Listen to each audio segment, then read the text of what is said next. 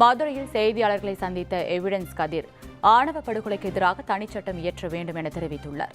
மதுரை நரிமேடு பகுதியில் உள்ள தனது அலுவலகத்திற்கு வருகை தந்த எவிடன்ஸ் கதிர் தமிழ்நாட்டில் கடந்த 75 நாட்களில் 8 ஆணவ படுகொலைகள் நடந்துள்ளதாக தெரிவித்துள்ளார்.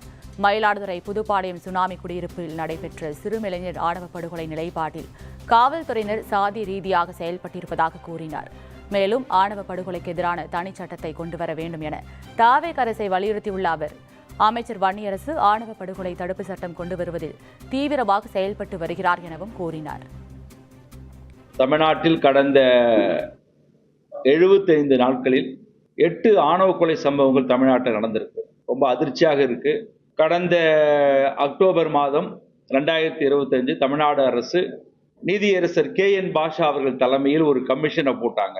ஆணவ கொலைக்கு தனிச்சட்டம் தேவையா இல்லையா என்பதை அந்த கமிஷன் ஆய்வு செய்து ஒரு அறிக்கையை தமிழக அரசுக்கு அளிக்க வேண்டும் என்கிற ஒரு அடிப்படையில் தான் அந்த கமிஷன் போடப்பட்டது.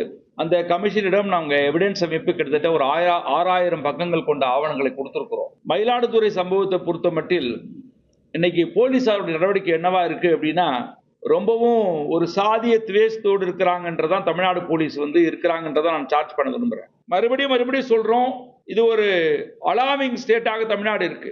போன அக்டோபர் நவம்பர்ல இப்போது அமைச்சராக இருக்கக்கூடிய ஆதவ அர்ஜுனா அவர்கள், நாங்க ஆணவ கொலைக்கு எதிராக தாவேகா ஒரு உச்சநீதிமன்றத்தில் வழக்கை தாக்கல் செய்ய போறோம், அதுக்கு நீங்க எங்களுக்கு கொஞ்சம் டாக்குமெண்ட் கொடுங்கன்னு சொல்லி வாங்கிட்டு போனாங்க.